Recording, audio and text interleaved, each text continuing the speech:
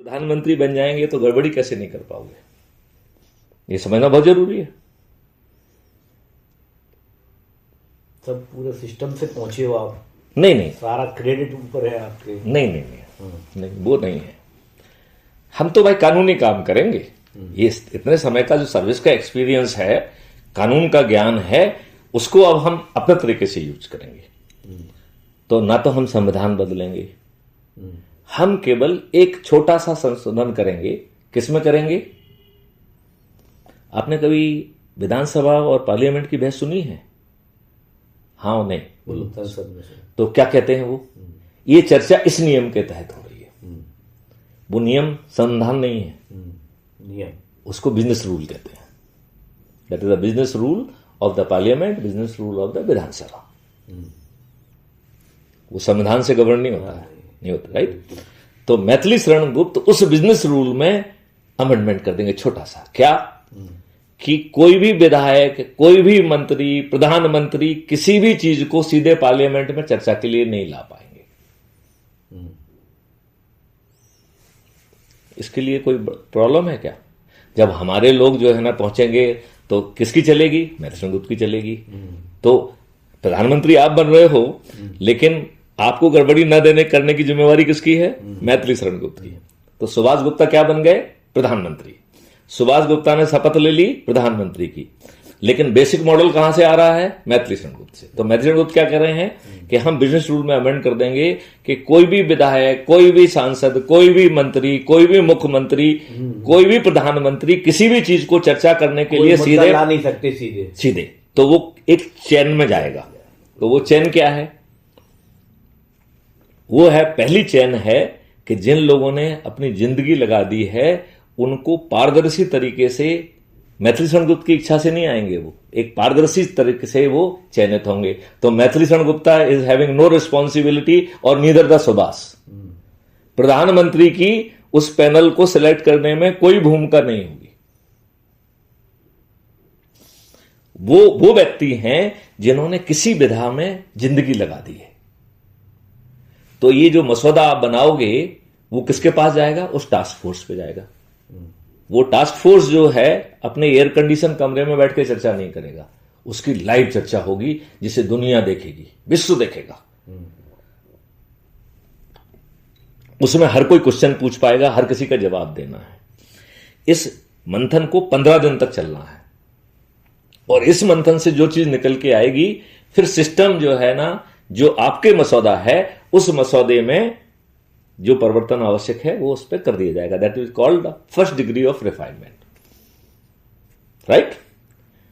अब दूसरी degree of refinement में है, तो उसमें ऐसे लोग जिन्होंने किताबें लिखी हैं, जिन्होंने अपने आप को जो है ना बड़े बड़े भाषण देके अपने आप को एक्सपर्ट बना लिया है, उन्हें भी पारदर्शी तरीके से इम्पैनल किया जाएगा।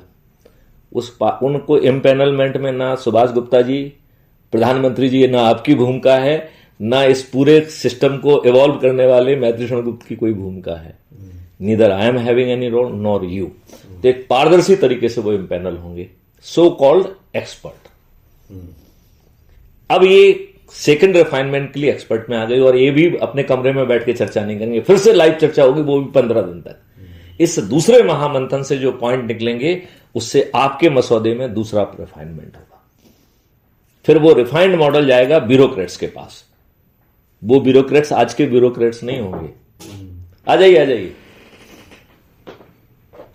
बाद में ले जाऊंगा। तो वो रिफाइनमेंट जो है वो आज के ब्यूरोक्रेट नहीं है। वो कौन से ब्यूरोक्रेट हैं? वो नई व्यवस्था के, नए कंडक्ट रूल के, जो कलीग हैं, जो बॉस नहीं हैं, उनके जो अनुभव होंगे उनके पास पहुंचेगा। वो भी अपने रूम में नहीं बैठेंगे, वो किसी हायरार्की से नहीं बंधे होंगे, वो भी ओपन चर्चा करेंगे। उनकी समझ से जो चीजें निकल के आएंगी चर्चा से, वो उनको भी ओपन चर्चा करना है। वो ब्यूरोक्रेट होंगे, वो फाइल पे एग्जामिन नहीं करना है, उन्होंने फाइल पे सबमिट करना है, तो लाइव चर्चा है। उसमें जो पॉइंट आएगा, इस तीसरे महामंथन का भी 15 दिन चलने वाला है। अभी 45 दिन हो गए, 15 क्लियर? तो इस तीसरे महामंथन से जो निकलेगा वो रिफाइन करके फिर चौथी स्टेज पे जाएगा। अब प्रधानमंत्री महोदय, आपको चौथी स्टेज पर मौका मिल रहा है, तो जितने भी इलेक्टेड सिलेक्टेड रिप्रेजेंटेटिव होंगे, अब उनके लिए फॉरम खुला है। अभी तक उनके लिए फॉरम नहीं खुला है। नहीं, इसके पहले एक रह गया है, पब्लिक। तो पब्लिक में 45 दिन तक चलेगा ये। क्यों? क्योंकि पब्लिक डिसऑर्गेनाइज है। पब्लिक तब तक 45 दिन की बहस सुन चुकी है और उसे 45 दिन का मौका मिल रहा है, तो वो बहस सुन के भी उसको समझ में आएगा।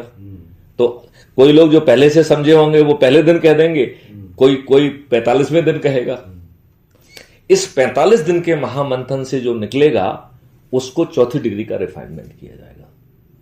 अब भाई साहब, प्राइम मिनिस्टर सुभाष गुप्ता जी, आप 5वें चरण पे आ रहे हैं। इसमें सभी इलेक्टेड रिप्रेजेंटेटिव आ जाएंगे।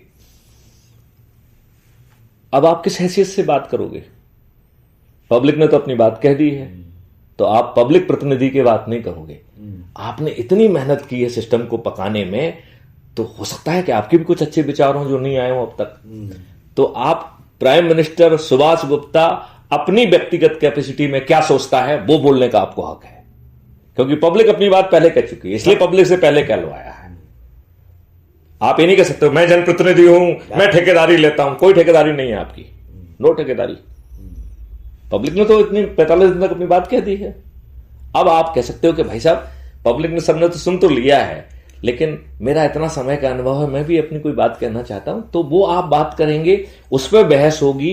इस 15 दिन की, ये 15 दिन का ही है, इस महामंथन से जो निकलेगा उसका 5वां रिफाइनमेंट होगा। और फिर ये रिफाइंड मॉडल जो है फिर पार्लियामेंट में या विधानसभा में चर्चा के लिए जाएगा। अब बताओ, सुभाष गुप्ता, आपने देश के प्रधानमंत्री की शपथ ले ली है, आप मुझे बताइए कि आप गड़बड़ी कर पाएंगे? कुछ नहीं कर पाएंगे, कुछ नहीं पूरा सबसे मंथन होके निकला है वो पूरा। ये देश कहां पहुंचेगा? बिल्कुल सही बात। ये कहीं मतलब इस टाइप का कोई है कहीं सिस्टम, कोई थोड़ा बहुत कहीं विदेश में? ये बात मुझे बहुत सारे लोगों ने कही है। हाँ। तो मैं हमेशा पूछता हूं, सब ठेकेदारी विदेशों ने लेके रखी है?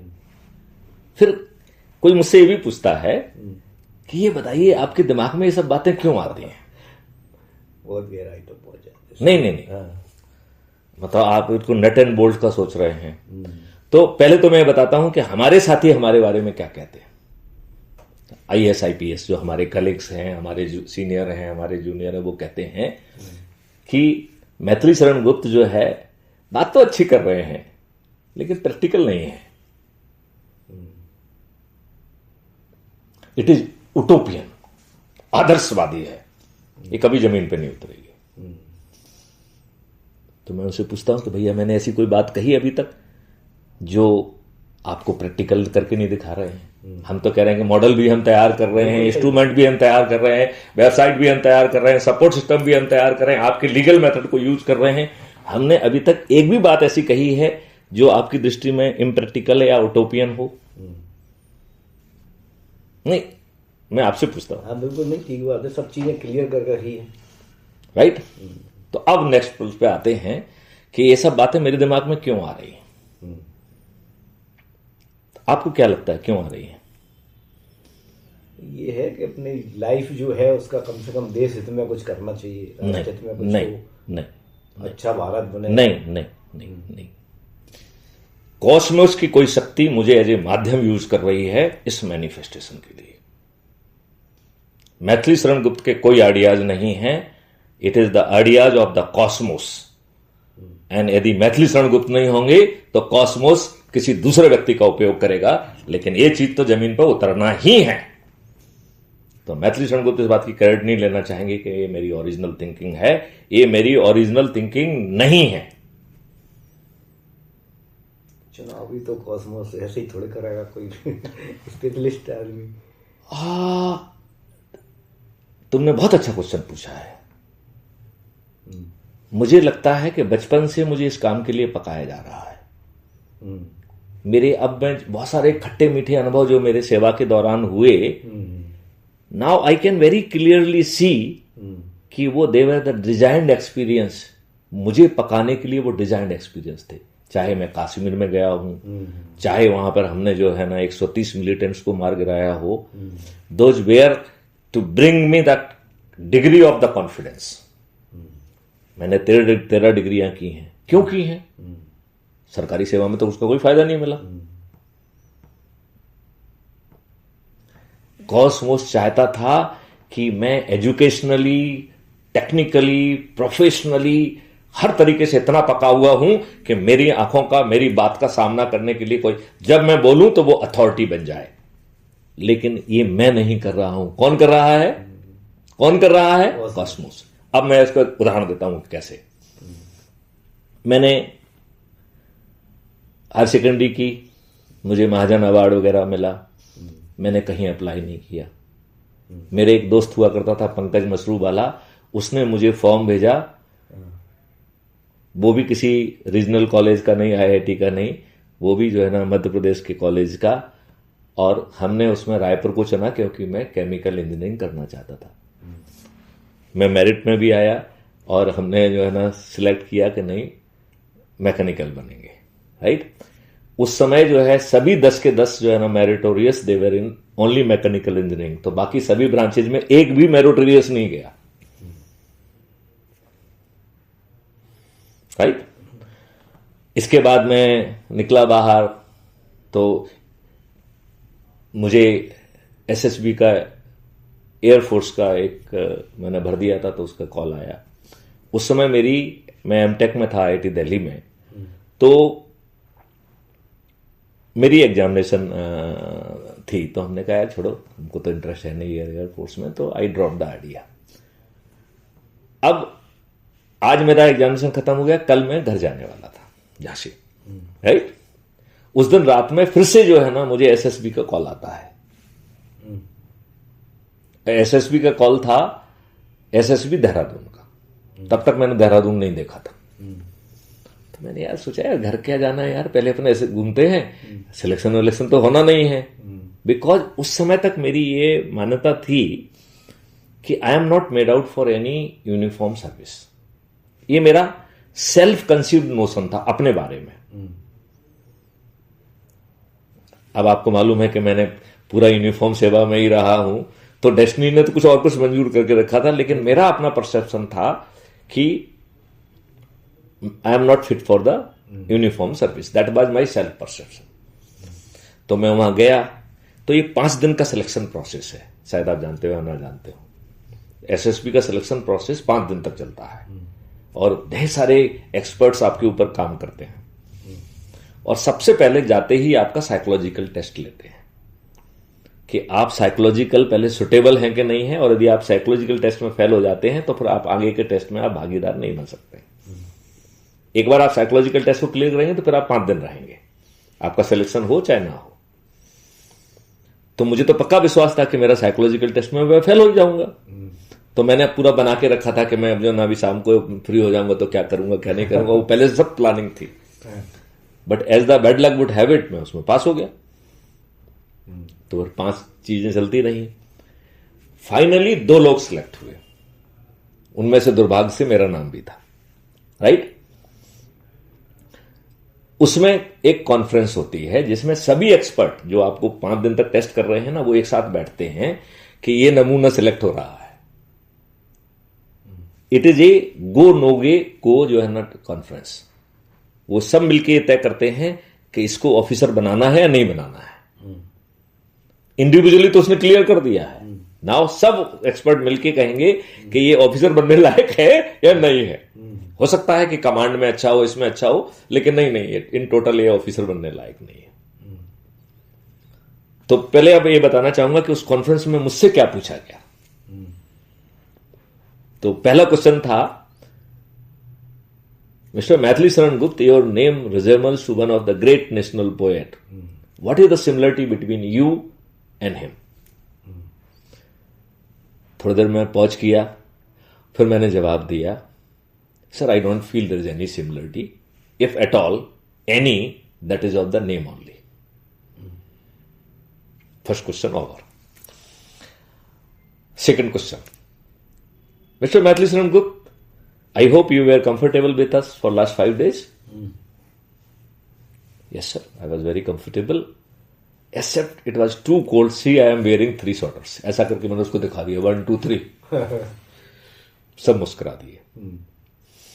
तीसरा क्वेश्चन, 3 ही क्वेश्चन थे केवल. Mr. Maithili Saran, in afternoon you were free. I am very sure you must have utilized your evening. So which place you liked in Dehradun? तो वहां एक पल्टन रोड था और हम तो शिमला घूमते, ज्यादा घूमने जाते थे. शिमला नहीं, मसूरी. तो देहरादून से तो मसूरी पास में है ना. तो जब मैं पल्टन रोड पे घूम रहा था तो मेरे ही एक कुलीग ने कहा, हमने कहा यार कौन सा रोड है, बड़ा अच्छा दिख रहा है ये. तो बोले it is A mall road of Dehradun. मतलब उसमें सिमिलरिटी बताई कि जैसे मसूरी का मॉल रोड है ऐसा ही जो है ये देहरादून का Paltan road is equivalent to the mall road of Mussoorie. So हमने कहा कि आई लाइक सर डिनर में क्या बना था? No dinner. तो मैंने कहा कि I like the mall road. अब हम मॉल रोड कह रहे हैं, वो सब लोग आपस में मुस्कुराते हैं.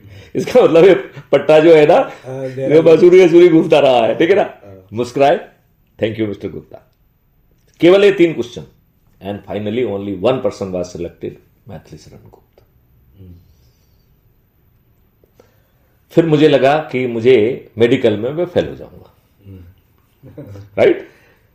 As the bad luck would have it, I clear medical also because air force का मेडिकल बहुत एडवांस होता है. आपकी डेसिबल तक हियरिंग देखते हैं वो, क्योंकि आप you should not miss out on any sound. तो मुझे पक्का विश्वास था कि मेडिकल में तो मुझे बाहर कर ही देंगे. But as the bad luck would have it, I clear the medical also. फिर अब मेरे पेरेंट्स को मालूम पड़ा. बोले यार कहीं एयरफोर्स में ना चला जाए. There was a lot of pressure. मैंने कहा भाई साहब, मैंने जो है ना, मुझे कोई एयरफोर्स ज्वाइन नहीं करना है. मैंने तो सिर्फ घूमने के लिए आए थे. अब उन्होंने सिलेक्ट कर लिया, इसमें मेरा क्या दोष है. राइट. एनीवे कंपटीशन देता है. आई डिड नॉट गो. मतलब इस पूरे लॉट में I was the only one who was selected. Now आज मैं देखता हूं तो वो मुझे इसलिए मौका मिला so that I should have the confidence. उस एक सिंगल इंसिडेंस ने मुझे आईपीएस बनाया.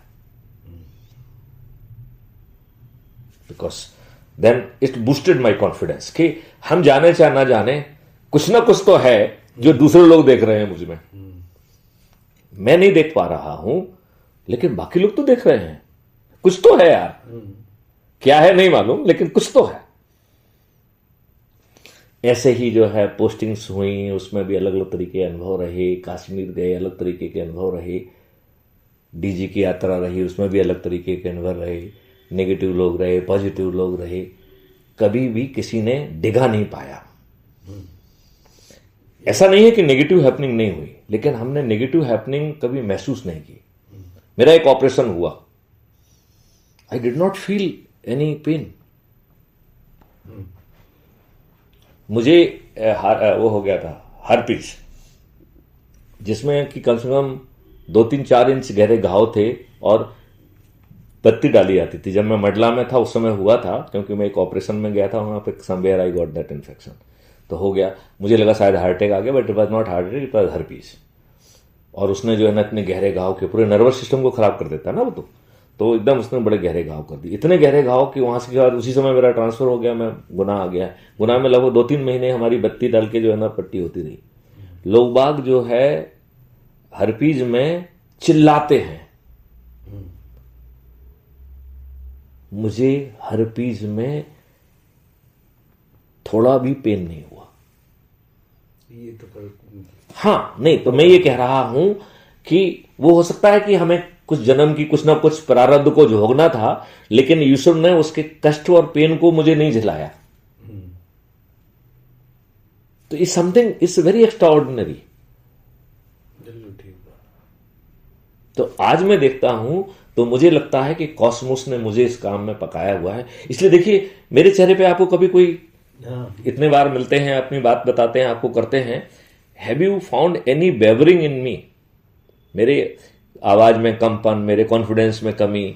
लोग आप कुछ भी कहते रहे, लेकिन मेरे कॉन्फिडेंस में कोई कमी आपको देखने को नहीं मिलती. बिल्कुल नहीं. तो अब मुझे समझ में आ रहा है कि कॉस्मोस ने इस काम के लिए हमें पकाया है और हमें मुगालता नहीं होना चाहिए। ऐसे जाने कितने लोगों को कॉस्मोस पका रहा होगा। इफ मैथिली शरण गुप्त will fail, Cosmos will activate them. तो ये मैं इसलिए कह रहा हूं कि जो ये परिवर्तन है ये तो होना ही है, माध्यम चाहे मैथिली शरण गुप्त बने या समबडी एल्स। लेकिन अब मैं आपको कुछ बहुत महत्वपूर्ण बातें बताता हूं। बताओ। बिल्कुल।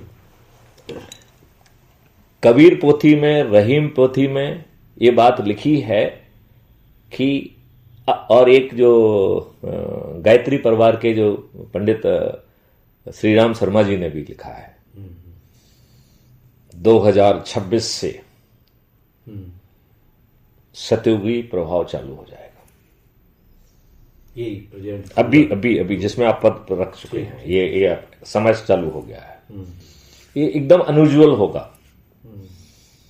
ऐसा नहीं है कि इसमें बड़ी आपाधापी मचेगी, लोग मरेंगे, बहुत सब कुछ होगा, उल्टा सीधा जितना भी हो सब कुछ होगा, लेकिन साथ में सतयुग का प्रारंभ भी होगा। हमारे एक गुरुदेव हैं जिनसे मैं कभी नहीं मिला हूं, मुझे लगता है उन्होंने मुझे पकाया है, क्योंकि जो चीज मैंने लिखी वो सब चीज पहले से लिख गए हैं और मैंने उनको कभी नहीं जाना, कभी मैं उनसे नहीं मिला। अभी मुझे मालूम पड़ा तो मैंने जब मिलाया तो इसे वर्बेटम सेम उन्होंने कहा है कि कलयुग में कलयुग जाएगा, कलयुग में सतयुग आएगा। और ये सतयुगी इंटरवल है, मतलब अभी कलयुग के समाप्त होने में 5000 साल हैं। इंटरवल आ गया बीच में। ये इंटरवल देवयुग से पैदा हुआ है, क्योंकि चीजें इतनी खराब हो गई हैं कि there is a need of a improvement immediately.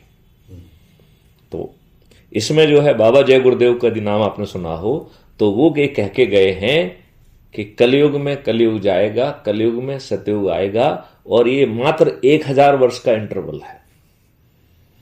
1000 वर्ष समाप्त होने पर कलयुग जहां पर है उसी जगह से फिर से अपनी यात्रा प्रारंभ करेगा।